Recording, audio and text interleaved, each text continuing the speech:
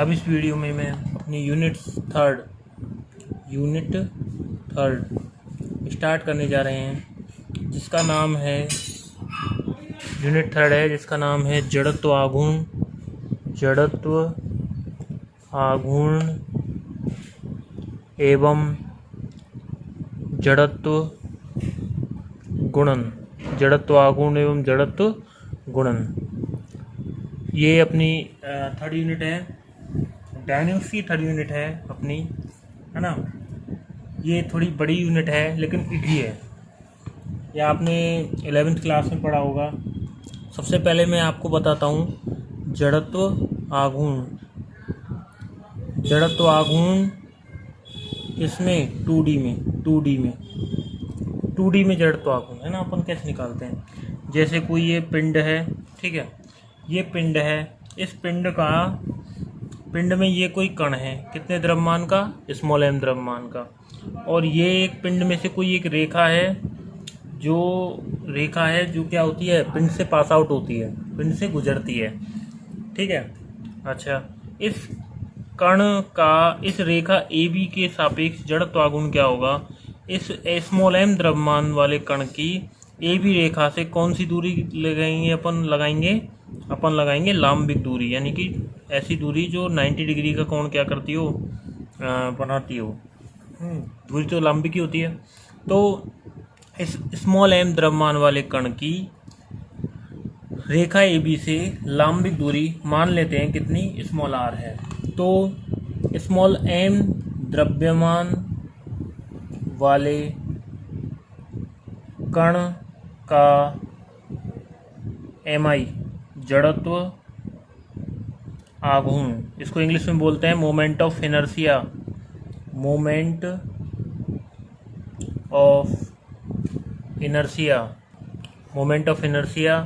MI बराबर हो जाएगा स्मॉल m द्रव्यमान का कण है और उसकी लांबिक दूरी का वर्ग, द्रव्यमान इंटू लांबिक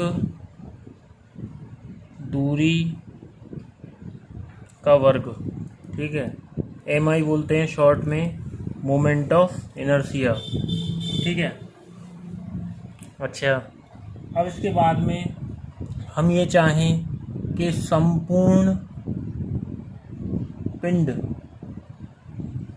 का जड़त्व आघूर्ण,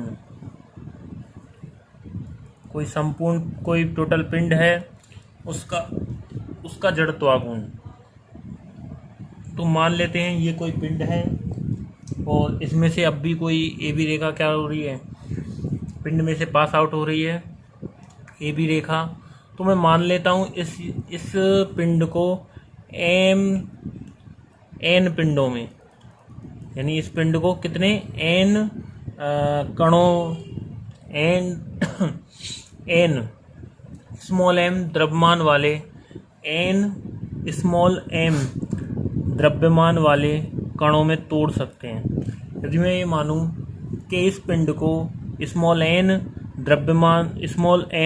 द्रव्यमान वाले कणों में अपन क्या कर सकते हैं, तोड़ सकते हैं। मतलब जैसे इसका स्मॉल m1 द्रव्यमान है, इसका स्मॉल m2 द्रव्यमान है, इसका स्मॉल m3 द्रव्यमान है, ऐसे m4 m5 ऐसे ही कितने mn, ये कितने कण, ये जो संपूर्ण पिंड है उसको m1 m2 m3 m4 ऐसे ही mn द्रव्यमान वाले कणों में तोड़ दिया। इसका मतलब संपूर्ण पिंड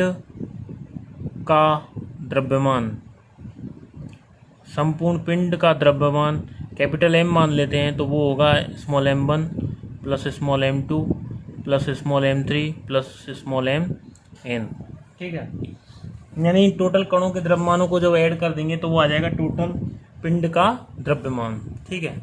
अच्छा, और फिर हम इसका कैसे निकालेंगे, इस स्मॉल m1 की इस AB रेखा से लांबिक दूरी वो मान लेते हैं r1, स्मॉल m2 की AB रेखा से r1 से लांबिक दूरी r2, ऐसे स्मॉल l3 की AB रेखा से लांबिक दूरी r3, ऐसे ही R4 की, ऐसे ही M4 की, ऐसे M5 की, ऐसे MN वाली, है ना, लंबिक दूरी RN हो तो मैं लिखूँगा क्या, small m1, small m2, small m3, small mn द्रव्यमान वाले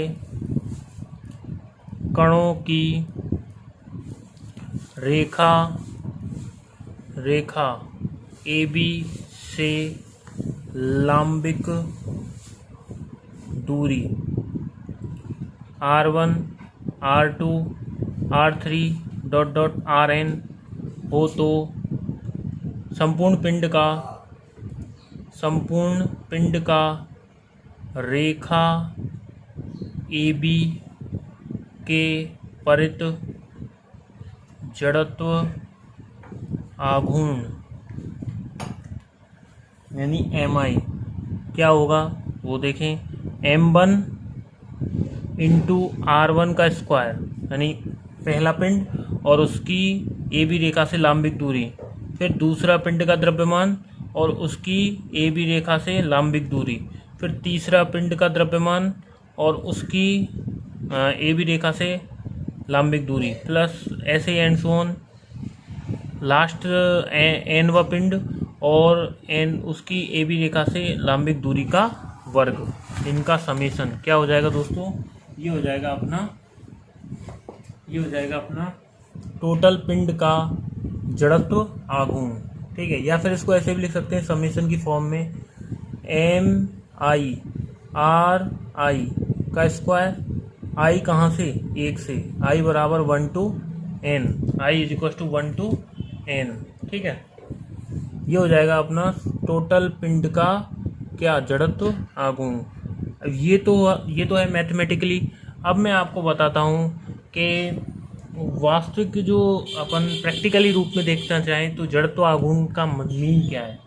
जैसे मैं कहता हूँ कि हम इस पिंड का इस रेखा AB के परित जड़त्व आघूर्ण निकालना चाहते हैं, इसका मतलब मैं इस पिंड को इस वाले पिंड को, ये जो पिंड है इसको AB के परित, AB के चारों तरफ क्या करना चाहता हूँ, घुमाना चाहता हूँ। यानी कि कितनी दूरी से, इतनी दूरी से। मतलब इसको मैं जैसे ये मान लेते हैं, एक ये है और अपना एक ये वाला है ना, तो यहाँ पर वो पिंड है मेरा, ये रेखा AB है और ये वाला पिंड है, तो मैं इसको घुमाना चाहता हूँ। तो मैं कैसे घुमाऊँगा, इस प्रकार इसके चारों तरफ क्या हो जाएगा, ये रोटेट करेगा। जैसे यहाँ मेरा पिंड है तो ये पिंड इसके चारों तरफ क्या करेगा, रेखा की तरफ चारों तरफ क्या करेगा, रोटेट करेगा। तो और दूरी कितनी रहेगी, वही स्मॉल r, ये स्मॉल r है, ये वाली स्मॉल r है, तो यही दूरी मेरी यहाँ तक रहनी चाहिए। और ये रेखा AB क्या होगी, ये फिक्स लाइन होगी। तो जैसे अपन देख लेते हैं ये जड़त्व आघूर्ण कहाँ पे काम आता है। जैसे कब्जा होता है अपना, ये किवाड़ में कब्जे होते हैं, तो इसको अपन खिड़की को खोलते हैं, है ना। इनमें फिजिक्स में आपको 11वीं क्लास में आपने पढ़ा होगा कि जितनी ज़्यादा लंबिक दूरी होगी, m द्रव्यमान का पिंड क्या होगा, उसको खींचने में उतना ही क्या लगेगा, अपने को बल कम लगाना पड़ेगा। तो ये अपना यहाँ पे जड़त्व आघूर्ण के बारे में। अब इसके बाद में हम देखना चाहते हैं जड़त्व गुणन। अभी बताया जड़त्व आघूर्ण, अब है जड़त्व गुणन। गुणन तो मतलब गुणा होगा, दो राशियों का तो कम से कम गुणा ही होगा। जैसे ये m द्रव्यमान का पिंड है, ये m द्रव्यमान का पिंड है, ठीक है, m द्रव्यमान का पिंड अपना, स्मॉल m द्रव्यमान का पिंड, और इसके जो कोऑर्डिनेट हैं वो है x ऑफ y। ये P जो बिंदु है इसमें द्रव्यमान m है, कोऑर्डिनेट x और y हैं। तो ये x एक्सिस है, ये y एक्सिस है, ठीक है। इसकी x एक्सिस से लंबिक दूरी कितनी होगी, y, और y एक्सिस से लंबिक दूरी कितनी होगी, x। तो मैं बिंदु P का क्या चाहता हूँ, बिंदु P ऑफ xy का जड़त्व आघूर्ण वो क्या होगा, जड़त्व आघूर्ण किसके सापेक्ष, OX व OY के सापेक्ष, है ना। ओ एक्स वाई ओ वाई के सापेक्ष। तो ओ एक्स से लंबवत दूरी, ओ एक्स से लंबवत दूरी कितनी होगी इसकी वाई, है ना, एम इंटू वाई, और ये कितना हो जाएगा प्रोडक्ट ऑफ इनर्शिया, है ना, और वाई अक्ष से लंबित दूरी कितनी हो जाएगी एक्स, तो ये हो जाएगा एम ऑफ एक्स वाई। ठीक है, एम ऑफ एक्स वाई, ये अपना यहाँ पे प्रोडक्ट ऑफ इनर्शिया आ गया। ठीक है, और मैं फिर कहना चाहूँगा त्रिविम में